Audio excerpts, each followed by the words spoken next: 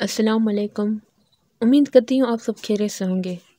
جیسے کہ آج کا ہمارا موضوع ہے میر تقی میر خدا سخن کی حالات زندگی اور شعری خصوصیات۔ سوانح تصانیف، شاعرانہ خصوصیات اور اردو ادب میں ان کی انفرادیت اور اہمیت کے بارے میں ہم تفصیلی مطالعہ کریں گے۔ میر تقی میر 1722 میں اکبر آباد آگرہ میں پیدا ہوئے۔ ان کے والد کا نام محمد علی متقی تھا جو درویش انسان تھے۔ 11 برس کی عمر میں میر تقی میر کی وفات ہو گئی۔ اگلے برس ان کے چچا اور اتالق کی بھی وفات ہو گئی۔ اس کے بعد میر کے سوتیلے بھائیوں نے جائیداد پر قبضہ کر لیا اور میر کو گھر سے نکال لیا۔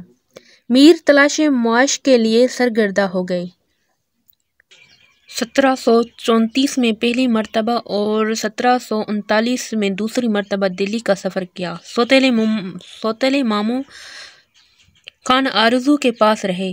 1741 میں میر تقی میر جنونیت کے مرض میں مبتلا ہو گئے۔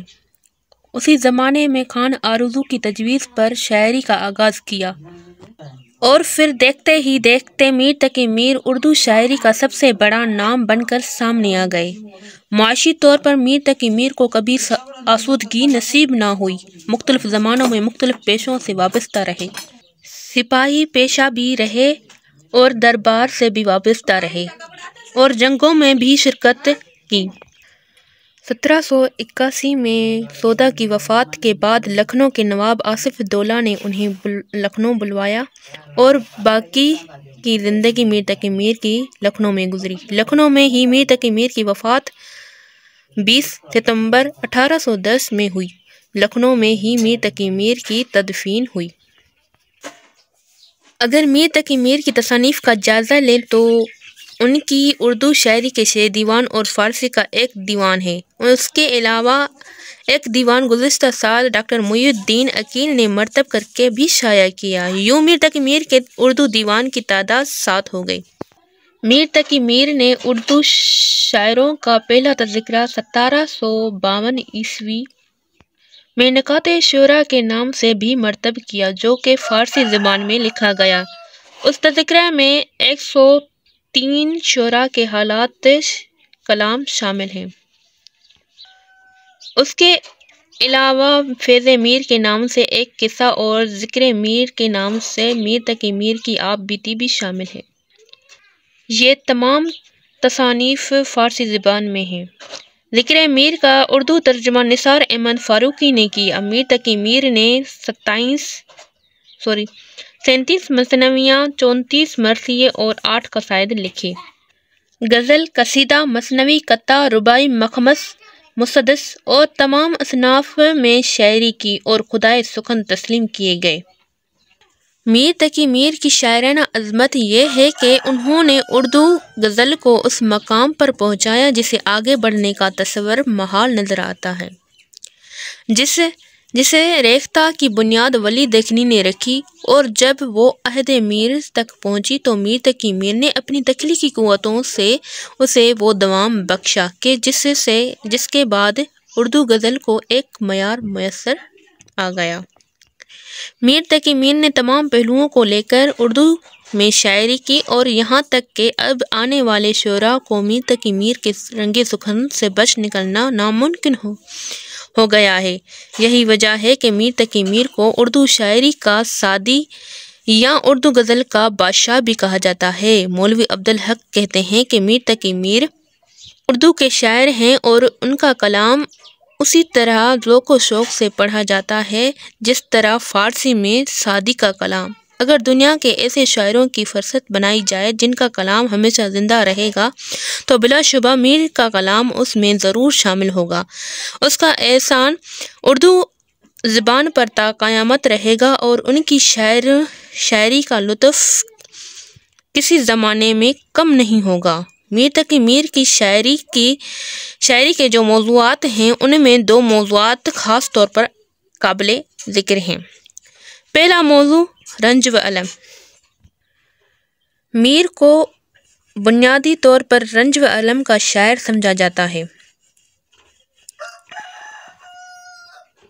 زندگی کے مسائل اور مشکلات نے میر کو رنج و الم کا پینکر بنا دیا۔ میر کی زندگی کی اپنی ناکامیاں بھی تھیں اور معاشرے کا انتشار اور بربادی بھی، جس کے میر عین شاعر تھے۔ میر تقی میر ساری زندگی مشکلات اور پریشانیوں کا شکار رہے۔ بچپن میں والد کی وفات، سوتیلے بھائیوں کے سلوک اور زمانے کے بے حسی نے میر تقی میر کو ایسی کیفیت سے دوچار کر دیا کہ جس سے میر تقی میر کا مزاج رنج و الم میں ڈوب گیا۔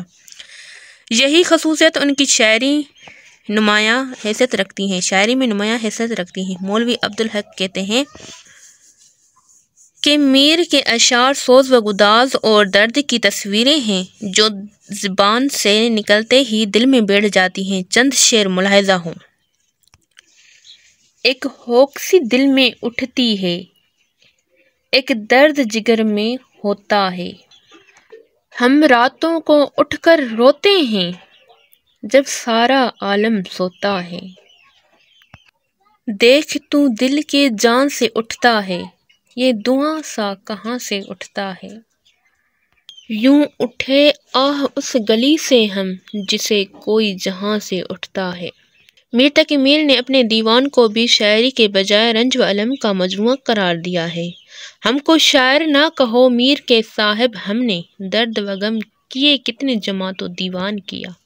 میر تقی میر کی شاعری کا بنیادی موضوع تو رنج و الم ہی ہے، لیکن دیگر موضوعات پر بھی میر تقی میر نے انتہائی اعلیٰ درجے کی شاعری کی ہے۔ میر تقی میر کی جو دیگر پہلو ہیں ان میں سب سے نمایاں پہلو تصور عشق کا ہے۔ عشق غزل کا بنیادی موضوع ہے اور عشق جیسی بھرپور ترجمانی میر نے ہی کی ہے۔ ایسی ترجمانی کسی شاعر کے ہاں ہمیں اس طور پر نظر نہیں آتی۔ میر کے ہاں تصور عشق کے ہاں دو کیفیات نظر آتی ہیں۔ ایک عشق میں ناکامی کی شاعری، میر عشق ناکام کی شاعری کرتے ہیں۔ یہی عشق ناکامی سے دو کیفیات پیدا ہوتی ہیں، اسے میر تقی میر نے نہایت دردناک اور ہولناک انداز میں بیان کیا ہے۔ دو شعر دیکھیے۔ یا رب کوئی ہو عشق کا بیمار نہ ہووی، مر جاوے اس کو یہ آزار نہ ہووی۔ زندان میں پھنسے تو پڑے قید میں مر جائے، پر دام محبت میں گرفتار نہ ہووے۔ ان اشعار میں میر تقی میر کی ہولناک کیفیت کو بیان کرتے ہیں، لیکن ایسا نہیں ہے کہ وہ عشق کی لذت سے ناموس ہوں۔ وہ عشق کی لذت کو بھی اپنی شاعری کا موضوع بناتے ہیں۔ نہیں عشق کا درد لذت سے خالی، جسے شوق ہو وہ مزہ جانتا ہے۔